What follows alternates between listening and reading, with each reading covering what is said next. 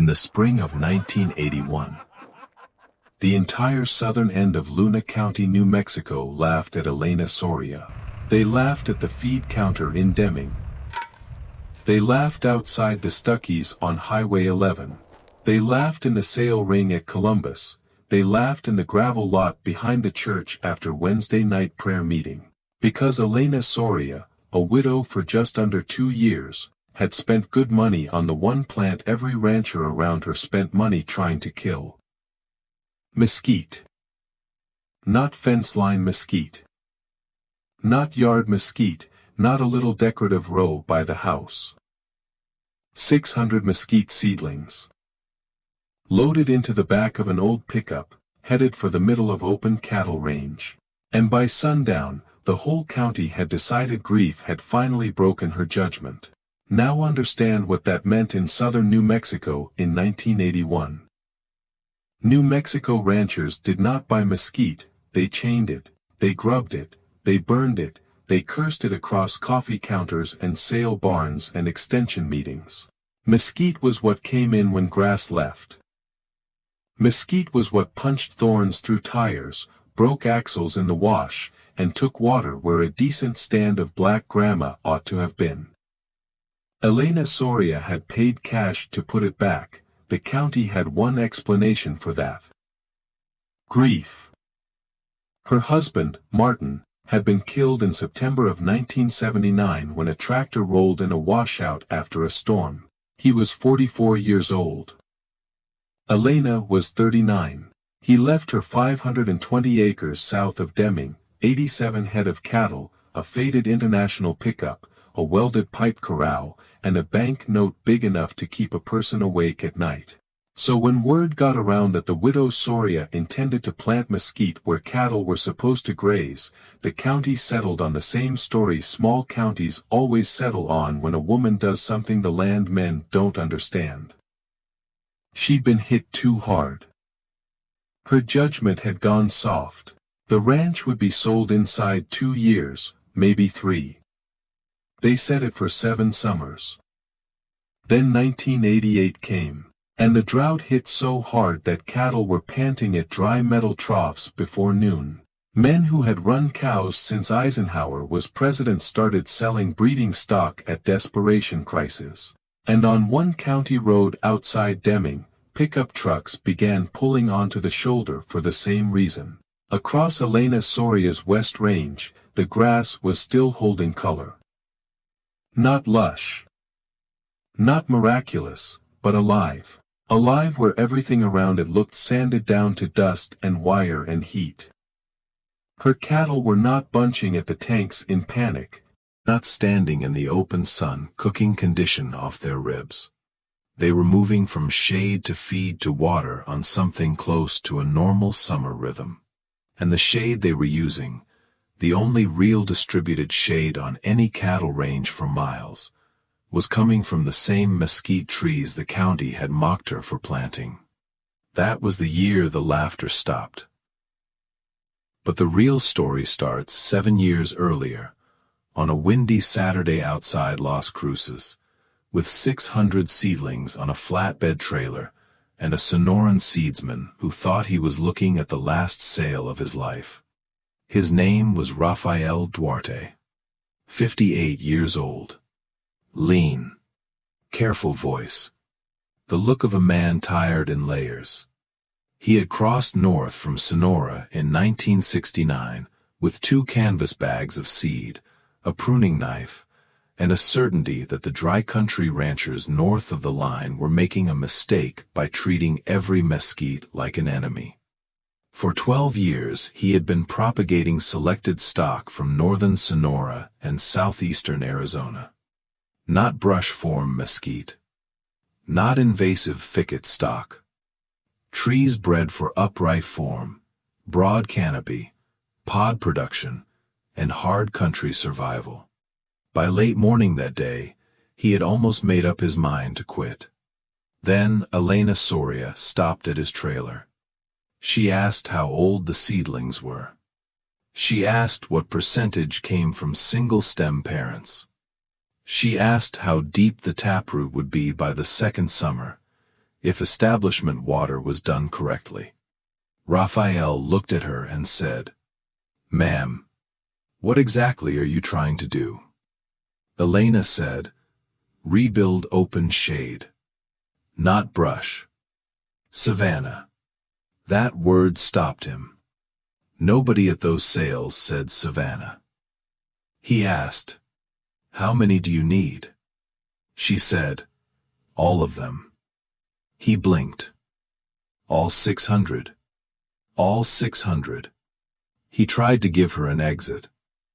"Mrs. Soria, I don't need your money if this is grief talking." "It isn't grief talking," Elena said. "It's memory." She wrote him a check for $150. 25 cents a seedling. Loaded the trays into Martin's old pickup, and before she got home, Luna County had a new story. The widow Soria bought Mesquite, and she's planting it back into her pasture. By Tuesday, Wade Larkin was telling anybody who would listen that Elena Soria had finally lost the difference between brush and cattle feed. Wade had spent $3,000 the previous winter ripping mesquite out of one of his own ranges with a chain and a dozer. The idea that a person would willingly replant the same species offended him down in the bone. "Elena's planting what the rest of us pay to kill," he told the morning crowd at Rosie's Cafe. You ever hear anything dumber than that? Her brother-in-law, Clyde Soria, heard it too. He drove out that evening and found Elena at the pipe pens unloading the last trays. Clyde was 53, hard-built, and had run cattle his whole life, exactly the way his father had. He loved Elena in a stiff, practical way. He also assumed that sooner or later she would lease part of the place out, maybe sell, maybe ask for help. He climbed down from the truck, looked at the trays, and said, "Tell me those aren't mesquite." "They are." "For what?" "For the West Range." He took off his cap. "The West Range already has enough trouble, without you planting more brush into it." "I'm not planting brush. That's mesquite in those trays. I know what it is." He stared at her. Martin would have never done this. She slid another tray down from the pickup bed. "Martin isn't here to do it." Those words hit and stayed. The county thought the story began with grief. It didn't. It began in Sonora, when Elena was 15, and her father put a field notebook in her hands. She had been born, Elena Duarte, in 1940, in Lordsburg, New Mexico. Her father, Tomas Duarte, had come north from Sonora in 1928 with two older brothers who knew cattle better than English. He worked windmills, freight, then day work on ranches between Lordsburg and Deming. Elena was the only child who cared more about stock tanks and grazing pressure than town life. When she was 14, Tomas took her south to visit his brother Jacinto near Magdalena de Quino. What Elena saw there sat in her mind for the next 27 years like a seed waiting on rain. Jacinto did not run closed brush country. He ran open, managed mesquite pasture, not dense scrub, not tangled brush. Broad canopied mesquites lifted high off the ground on clean trunks, spaced far enough apart for grass to stay king and shade to still change the day. The trees dropped pods in dry months. Their litter held moisture. Their roots reached where the grass could not. Jacinto called them slow wells made out of wood. Elena rode that country for 3 summers. She watched cattle spend the worst hours under broken shade and come out to graze instead of standing in the open, cooking away their condition. She watched grass hold longer around the tree skirts after hard wind. She watched runoff slow, where leaf litter had built up. And she watched her uncle do the one thing nobody in New Mexico talked about. He pruned mesquite on purpose. He taught it to live like a tree instead of a thicket. At 16, Elena began writing everything down. Tree spacing, Pod drop timing. He spread. What the cattle did over 100 degrees. What survived the bad years. What didn't. On the first page of the notebook, in Tomás Duarte's handwriting, was a sentence he said Jacinto had learned from his own father. Plant your shade before you need it. Elena kept the notebook. She married Martin Soria in 1966. Martin inherited hard country south of Deming, beautiful at sunrise, stingy at noon, honest in the way only dry land is honest. She showed him the notebook once in the early 70s. Martin read 3 pages and smiled. You want me to plant mesquite? I want you to manage some. My brother would die laughing. Your brother is not the one sweating on that ridge in July. Martin wasn't a fool, he was a son of his place. In Luna County, men removed mesquite. They did not plant it. The notebook went back in the drawer. After Martin died, Elena ran the ranch exactly the way he had for 1 full year. Same rotations, same turnout dates, same salt placement, same habit of hoping July would be kinder than June. By the fall of 1980, she had reached a conclusion that would have insulted half the county if she said it aloud. Martin had been a good rancher. The land needed something better than good. So she drove north to New Mexico State and made an appointment with a range ecologist named Dr. Helen Mercer. Mercer had spent 11 years working arid silvopasture trials that almost nobody paid attention to because the phrase itself sounded like foreign nonsense to most cattlemen in the Southwest. Elena carried in her rainfall records, pasture maps, calving weights, brush surveys, and the old Sonora notebook wrapped in a dish towel. Mercer spent 5 hours with her. At the end she said 3 things. First, Elena's West Range had the right slope and enough surviving grama base to support low-density tree canopy if the spacing stayed wide and browse pressure stayed controlled. Second, mesquite could absolutely ruin a pasture if it was allowed to dominate as brush. But that was not what Elena was describing. Elena was describing managed canopy.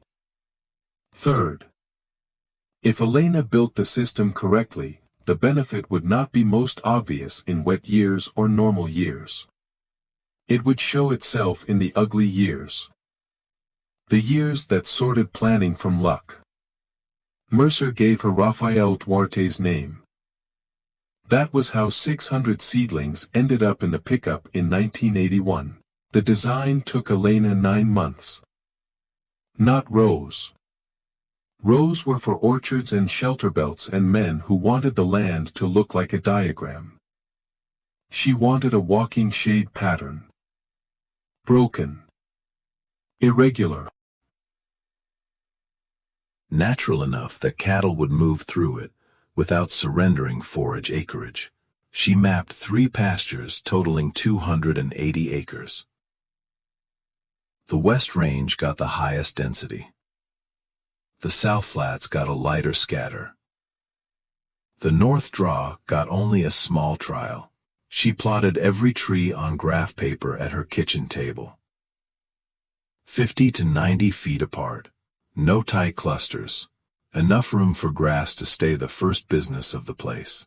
She started planting on March 23, 1981. By noon of the first day she had 7 in the ground, and both hands blistered through her gloves. Mesquite seedlings do not look like future salvation. They look thin. Nervous, like the wind could argue with them and win. Elena drove rebar markers where each tree would go, augured pilot holes, widened them by hand, built stone runoff crescents on the uphill side from wash rock, watered each plant from a nurse tank, and welded guards around each one. What the county saw from the road was a woman spending spring days planting the species everybody else called a curse. What they did not see was the precision, the slope calculations, the runoff capture, the hand-tagged map, the pruning notes she was already writing for trees not yet waist-high. By the 3rd week, all 600 were in the ground. And then the land did what land always does when a person commits herself publicly to a long plan. It tested the opening move. The jackrabbits came first. They found the tender bark and chewed through dozens of seedlings before Elena understood the pattern. Then the wind turned mean and snapped the tops off 37 more. Then June arrived hot and empty. Elena hauled water every fourth day. Not forever, just through establishment. Just enough to get root commitment. But just enough, for 600 guarded seedlings spread over open range, is the kind of job that breaks a person's week into pieces too small to rest inside. Clyde came by once in late June and watched her filling the nurse tank again. Elena, you can still stop this. No. You've lost more than 100 already. I've lost 89. That enough for the point? It isn't a point. What is it then? She looked across the west range where the little metal guards flashed in the heat. It's 7 years, she said, and I'm only in month 3. The county laughter got sharper that summer, because early struggle makes mockery feel justified. Wade Larkin started calling her place the Brush Ranch. A ranch wife in Deming said Elena was running an outdoor funeral because all anybody saw were dead sticks inside metal cages. By September, 493 seedlings were still alive. Not perfect. Enough. That winter she replaced the losses. Changed the guards. Adjusted the runoff crescents. Started structural pruning on the fastest growers, forcing a single leader where the young trees wanted to fork low. And that was the part nobody but Elena understood. She was not merely planting mesquite, she was teaching mesquite what shape it would be allowed to take on her land. By the summer of 1983, the best trees were 6 feet tall. By 1984, 9, by 1985, some were throwing real noon shade. Not broad enough to change a whole day yet, but enough to notice if you watched cattle instead of merely counting them. Elena watched. She noticed the first pairs of calves bedding under the lifted canopies in late afternoon. She noticed the grass beneath the trees staying cooler. She noticed the cows walking less in the hottest hours. She started taking afternoon temperature readings with a cheap hardware store thermometer. Open ground, 112. Canopy ground, 99. That kind of number won't impress a man reading it off paper, it will impress a cow. By 1986, the first real pod drop came, not enough to feed a herd. Enough to prove the second half of the system, emergency feed in dry country does not need to look dramatic to matter. It only needs to arrive in the right week. Still, the county did not care. Because the county was busy with prices and notes and fuel and all the ordinary torments of cattle work. Also because Elena's ranch still looked wrong. And a man will ignore your weights for 2 years if your land offends his instincts. Then 1988 arrived. The drought did not begin with theater, a thin March, a thinner April. Wind that took moisture out faster than the sky put it back. By May the black grandma should have been climbing, it wasn't. By June the tanks should have been holding, they weren't.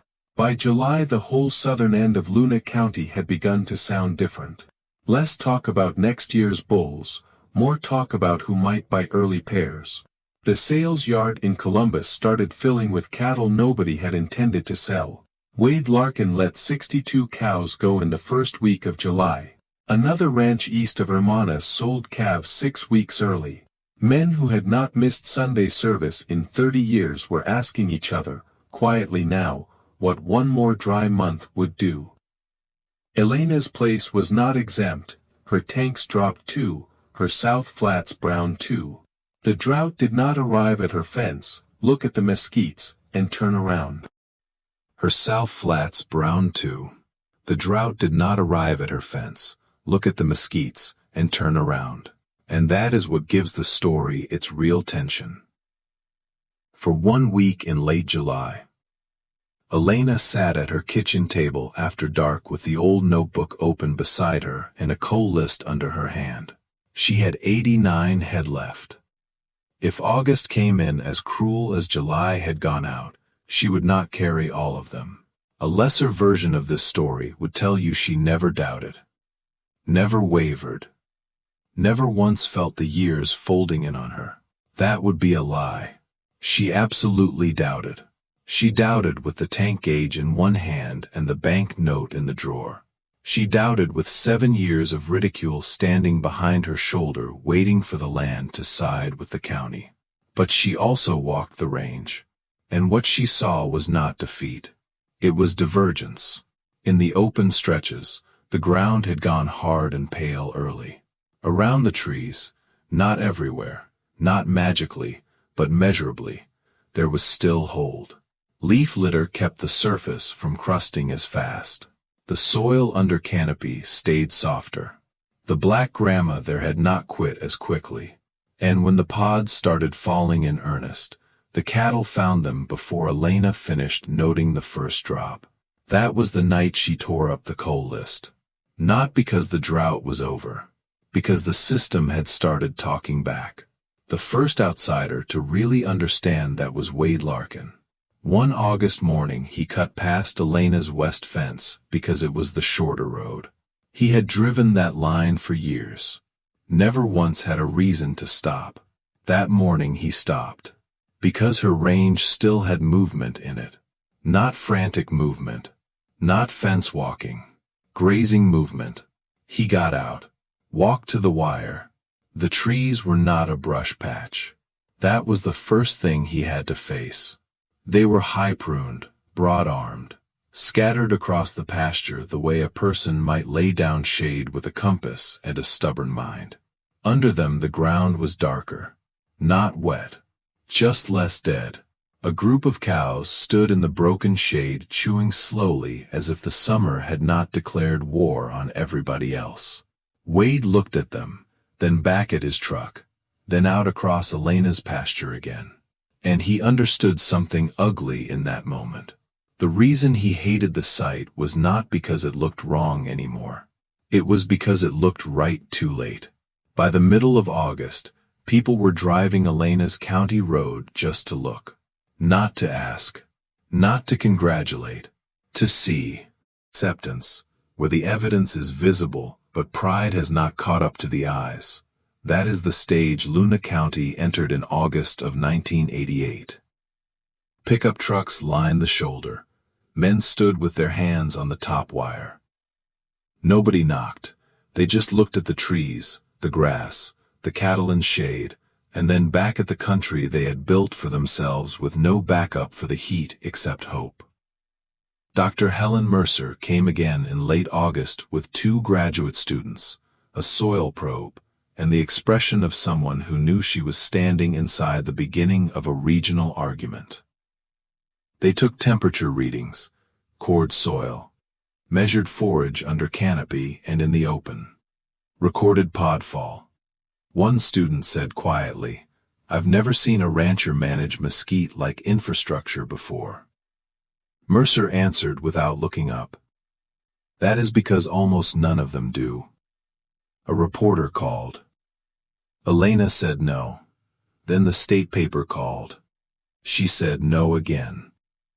Finally Mercer convinced her to allow one visit from a journalist who understood ranching well enough not to write the story like a novelty piece about a crazy widow and her desert trees. The article ran in September under a plain headline. The Mesquite Ranch that still had grass. After that, the phone began. Ranchers from Hidalgo County, Grant County, West Texas, southeastern Arizona. Some wanted data. Some wanted seedlings. Some wanted permission to walk the range. Elena gave most of them what they had not given her in 1981, a fair hearing. Between September of 1988 and March of 1989, more than 90 working ranchers came through her place. Rafael Duarte sold more Mesquite stock in those 6 months than in the previous 12 years combined. He called her once after dark and said, "I almost quit the day you bought those trees." Elena laughed softly. "No," she said. "You almost quit the day nobody could yet see what they were for." The hardest visit came in October. Clyde Soria drove up on a Saturday morning for the first time in almost 3 years. Elena was fixing a gate chain when she saw the truck. He got out slowly, cap in hand, and stood looking past her at the West Range. The trees were taller by then than the pickup cab, broad enough now that the pattern of them could be seen from the yard. Clyde stared a long time before he said a word. Then he looked at Elena and said, "I was wrong." She waited. "I thought you were planting trouble," he said. "Turns out you were planting August." That line surprised a laugh out of her. He did not smile.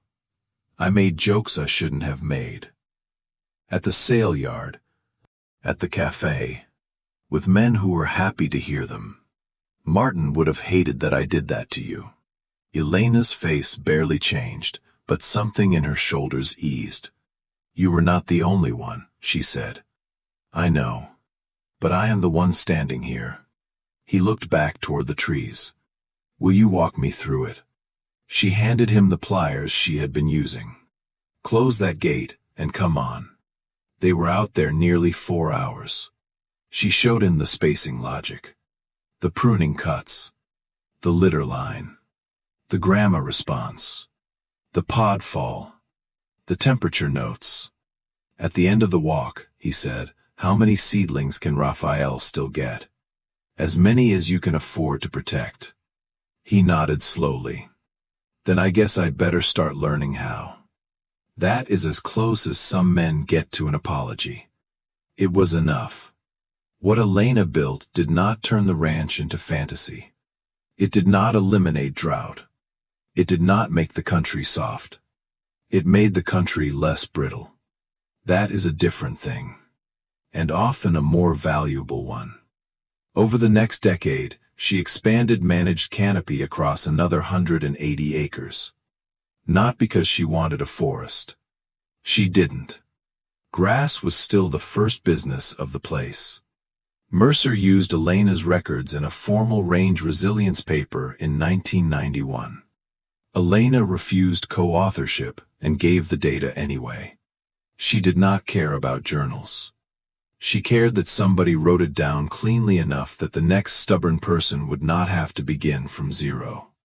By the mid-90s, ranchers who had spent their adult lives swearing there was no such thing as a good mesquite were placing seedling orders for managed canopy plantings. Some never admitted where the idea came from.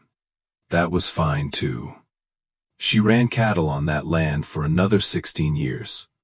In the drought of 1996, she destocked lightly and recovered quickly. In the hot stretch of 2002, her loss rate stayed low while neighbors bought hay at ruinous prices. She handed the day-to-day operation over in 2005 to her niece Marisol Duarte.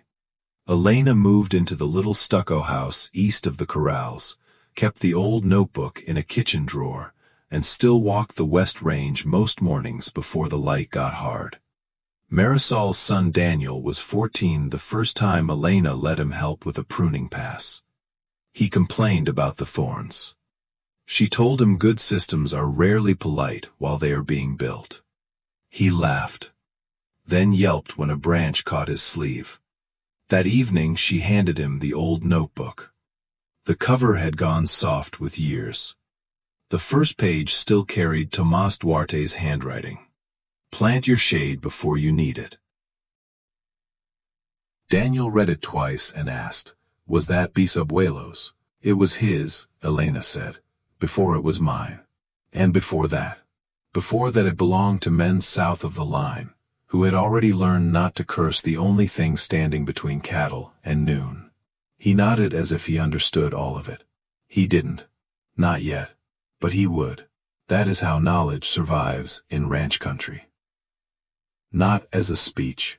Not as a monument. As a notebook in a drawer. As a sentence repeated often enough to outlive the people who first said it. As a thing mocked for years, until one season arrives cruel enough to prove what it was for. So what did Luna County really see through Elena Soria's fence in August of 1988? It saw cattle in shade. It saw grass that had not quit. It saw pods hitting dust at the exact moment feed got scarce. It saw soil that had held on a little longer, because somebody had spent 7 years teaching a hated tree to work. But what it really saw was timing. A system built before the emergency. That is the part people miss when they tell stories like this badly. The Mesquites did not save Elena because they were Mesquites. They saved her because she planted them 7 years before anybody else admitted they might need saving.